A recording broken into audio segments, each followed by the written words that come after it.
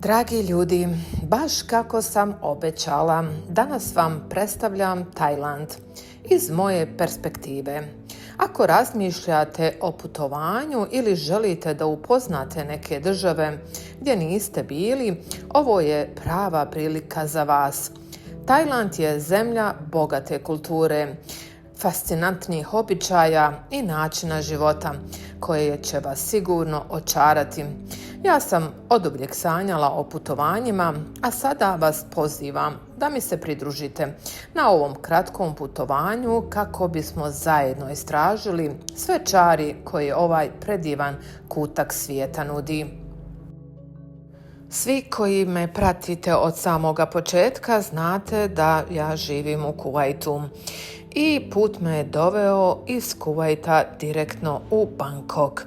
Nakon nekoliko sati tranzita ja sam stigla na svoju omiljenu destinaciju Phuket.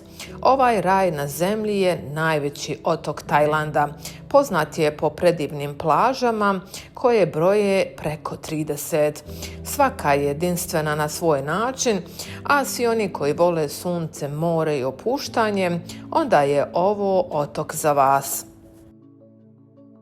Phuket nije samo raj za plažu. Ovdje možete uživati u usporenom načinu života i fantastičnoj hrani. Ulice su pune restorana i kafića koje nude razne specijalitete. Ako može zaboraviti noćni život, Bangla ulica je poznata ovdje kao najluđa ulica na svijetu, a možete kad je posjetite shvatiti zašto. Atmosfera je jedinstvena i mjesto gdje možete se zabaviti od ranih jutarnjih sati. Ovaj grad ili ovaj otok nikada ne spava. U ovom prvom dijelu želim da podijelim s vama moje iskustvo i da vas pripremim ako ste odlučili da posjetite ovu divnu državu.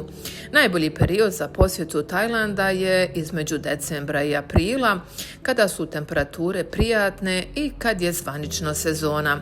Januar i februar su posebni mjeseci, idealni za opuštanje na plaži i uživanju u svemu što Tajland može da ponudi.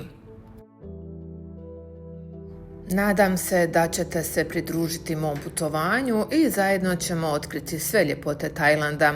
Ispričat ću vam više o kulturi, običajima i svakodnevnom životu.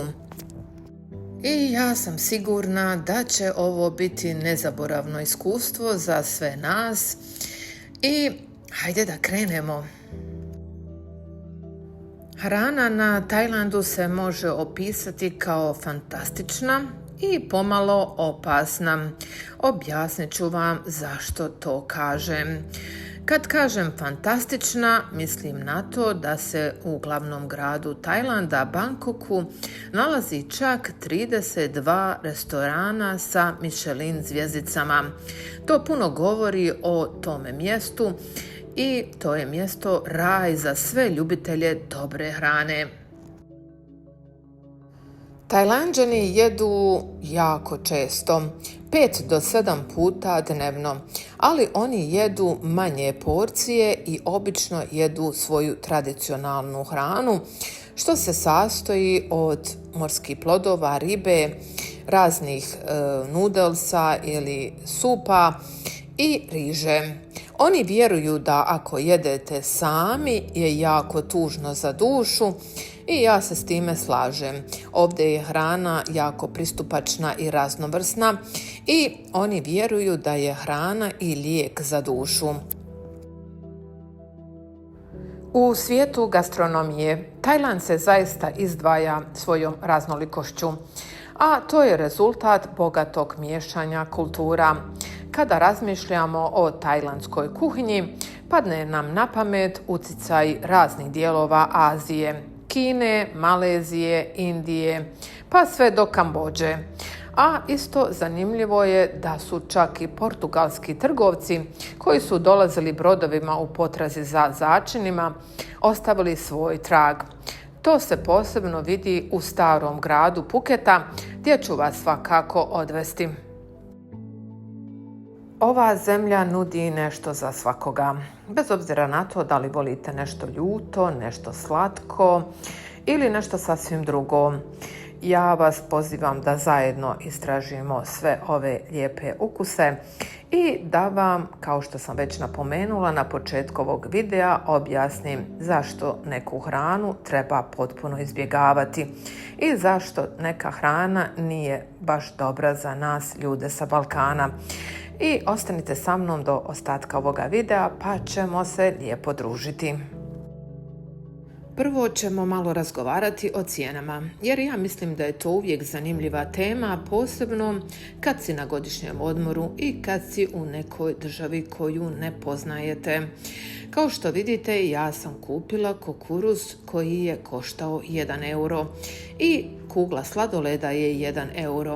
A ako ste ljubitelji kokosove vode, kod ovih uličnih prodavača ćete je platiti od 1 nekada do 1,5 euro. A ova kokosova voda je savršeno osvježenje za vruće dane. A ako želite recimo banana shake ili neki prirodan sok, i on će vas koštati 1 euro. A ako odlučite da uzmete neku manju voćnu salatu ili samo mango, i on će vas koštati 1 euro. A ako ste gladni i hoćete da pojedete recimo ribu na roštilju, ona će vas koštati oko 3 eura. Kao što možete da primijetite, za 10 eura možete da jedete cijeli dan. Istina je da taj način prehrane podrazumijeva posjetu ovim uličnim prodavačima, a ovi prodavači dolaze u grad sa svojim motorima, sa cijelom opremom i provode cijeli dan tik uz plažu. U ovim štandovima možete naći sve što vam srce poželi. Ono što je zaista fascinantno jeste način na koji ova zajednica funkcionira. Svaki od ovih štandova ima neku ulogu. Neko se bavi voćem, neko povrćem i to sve možda iz svoga vlastitoga vrta. Neko je zadužen za pecanje, neko priprema ovaj kukuruz, neko radi samo salate voćne, neko prodaje samo sladoled. I vjerujte mi, najbolje se je hraniti kod uličnih prodavača, ali postoji i jedan trik. Morate izbjegavati neke proizvode kao što su jaja, razne ove ostrige, kamenice, školjke. Čak nekada bi vam preporučila da ne jedete ni rakove, ni neke ribe ako nisu svježe i držite se toga pravila jer ovdje mogu doći do raznih zaraza i bakterija, a vjerujem da ne želite da završite u bolnici na Tajlandu na godišnjem odmoru. A ako se odlučite i jedete samo u restoranima, ja vam predlažem da prvo provjerite meni i cijene. Jer neki restorani sa nagradama mogu biti jako skupi. A ako ste već uzeli hotel, ja vam predlažem da u samu cijenu hotela uključite i doručak, jer je ovdje doručak zaista raznovrstan, a doručak će vam pomoći da smanjite vaše troškove. Tajlanđani jedu mnogo ribe i morskih plodova, a za meso najviše koriste svinjsko meso, piletinu i primijetila sam jako puno jedu i meso od patke. Goveđe meso se obično uvozi zato što na Tajlandu zbog njihove religije, oni su budisti, oni ne jedu goveđe meso jer smatraju da je goveđe meso sveto. Tako da ako želite da pojedete neki dobar stek, onda je najbolje da potražite neki japanski restoran, jer govedina se obično uvozi iz Japana ili sa Novog Zelanda. A ako želite da izdvojite samo malo više novca, onda možete ovako kao ja da uživate u morskim plodovima, a da su oni živi prije nego što ih pripreme za vas, jer time ćete smanjiti rizik od bakterija.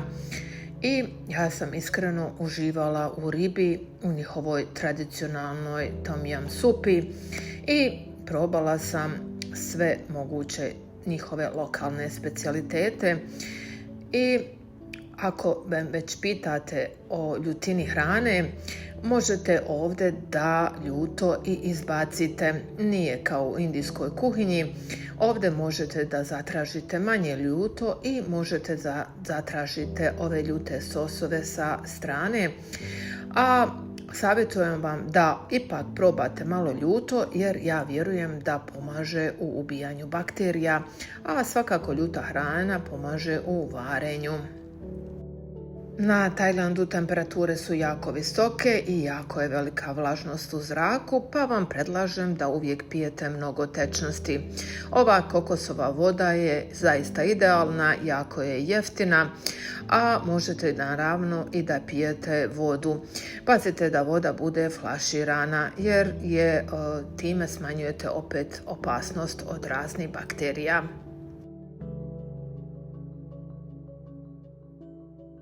Street food je važan dio tajlandske kulture i ovaj street food je obično zdrava hrana, a ovdje imate na Tajlandu street food na ulicama i imate isti takav street food u zatvorenim tržnim centrima.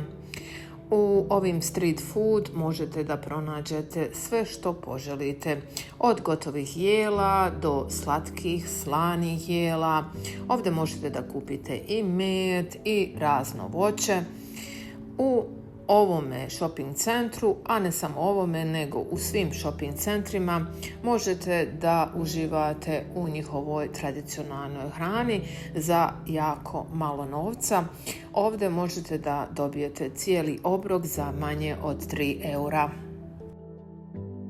Ja uvijek predlažem da pitate šta kupujete kad ste ovdje na ovim street food, jer Tajlanđani jedu sve, pa može se desiti da probate nešto što će vas potpuno iznenaditi. Nekada na bolje, ali uvijek može se desiti i loše. Na primjer, ja sam ovdje probala ovo jelo od kože napravljene od ribe i moram reći da je zaista imao neki čudan miris i ukus. Ako već probate nešto od mesa, kao što su kobasice ili hamburgeri, imajte na umu da je gotovo sve to od svinjetine. Ako ne jedete svinjsko meso, budite oprezni. Uvijek je dobro pitati i objasniti šta to zapravo jedete. A ja sam na kraju završila na pici i vjerujte mi, ovdje je pizza bolja nego pizza u Italiji. Dragi ljudi, došli smo do samoga kraja ovoga prvoga dijela. Hvala vam što ste dio ovoga moga putovanja i želim vam ugodan dan. Radujem se našem sljedećem susretu i našim novim avanturama. Do tada želim vam sve najbolje. Ako imate neke prijedloge, komentare, kritike, ako želite da saznate nešto novo, slobodno ostavite komentar. Hvala vam što me pratite i čao!